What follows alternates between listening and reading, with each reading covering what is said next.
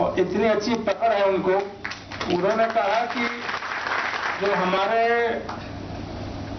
दिलो दिमाग में पारलौकिक गंगा की संकल्पना है और जो जीवनदायिनी गंगा है भौतिक रूप से, उन दोनों के बीच कितना डिस्कनेक्ट हो गया है और उनको दोबारा पुनर्स्थापित करने की जरूरत है।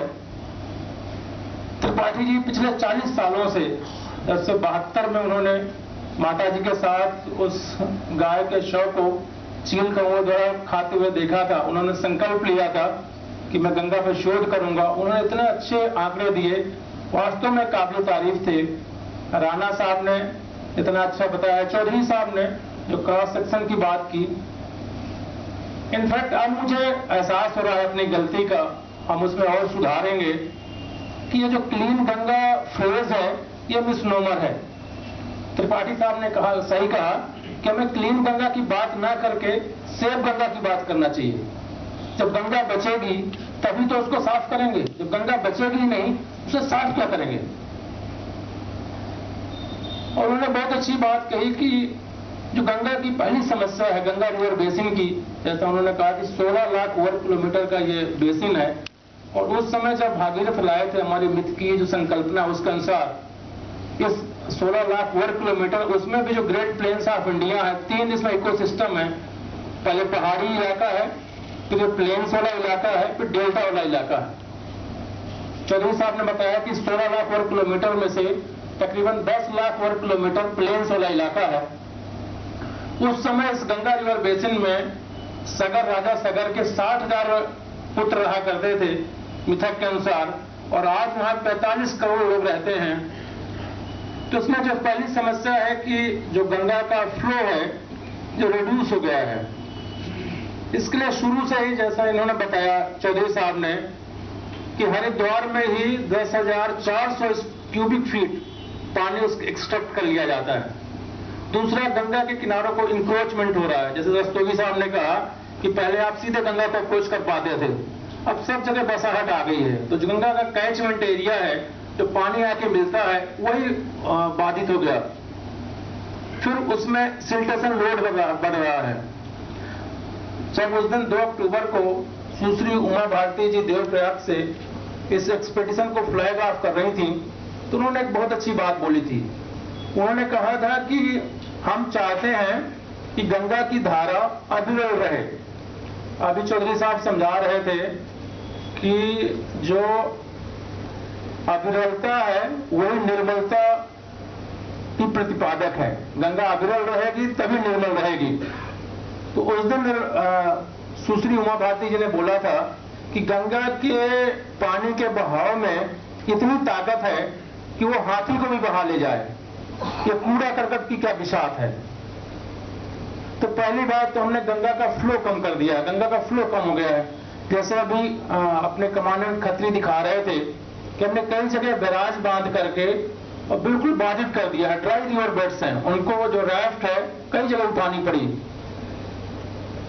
सिल्टेशन लोड बढ़ रहा है, जो गंगा का रिवर बेड है ऊपर आ रहा है। दूसरी जो समस्या है कि गंगा का जो वाटर है उसकी क्वालिटी रिड्यूस हो रही है। जैसे अभी बता रहे थे त्रिपाठी साहब कि इसमें बैक्टीरिया फैगस होते हैं, फिर एक और बैक्टीरिया होता है जो हानिकारक बैक्टीरिया को किल करता है। जो मेडिसिनल प्लांट्स हैं उसके एक्सट्रैक्ट उसमें आते हैं। 21% ऑक्सीजन इसमें डिजोल्व रहती है। तो ये सारी जो उसकी प्यूरिफिकेशन, सेल्फ प्यूरिफिकेशन प्रॉपर्टीज है वो सारी डिस्टर्ब हो गई है, वो सारी खत्म होती जा रही है। तो डोमेस्टिक वेस्ट है, इंडस्ट्रियल एफ्लुएंट है, इन सब के मिलने से।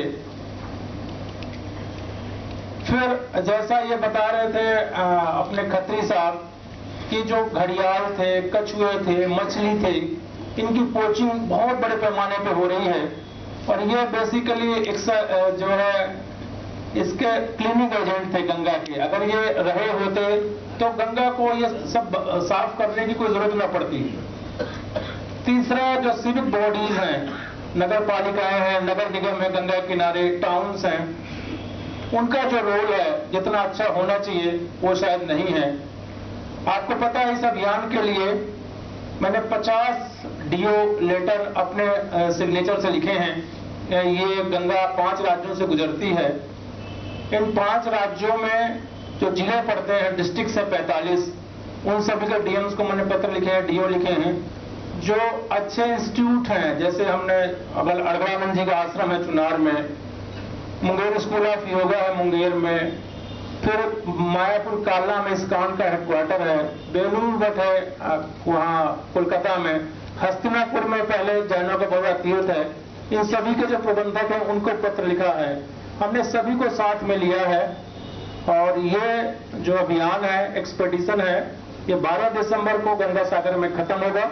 और हमारी उम्मीद है कि वहाँ पे जो माननीय गृह मंत्री जी हैं भारत के, वो भी वहाँ आएंगे, सुश्री उमा भारती जी भी आएंगी, और सारे कुछ विद्वान लोग हैं वहाँ आएंगे।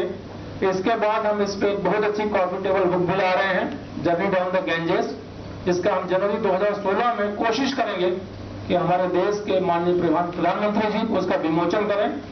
तो ये जो आईटीबीपी जो बेसिकली बॉर्डर गार्डिंग फोर्स है, उसका ये सोशल रोल है जो हम अदा कर रहे हैं, और हमें खुशी हो रही है कि हमें ये रोल अदा करने का अवसर मिला है।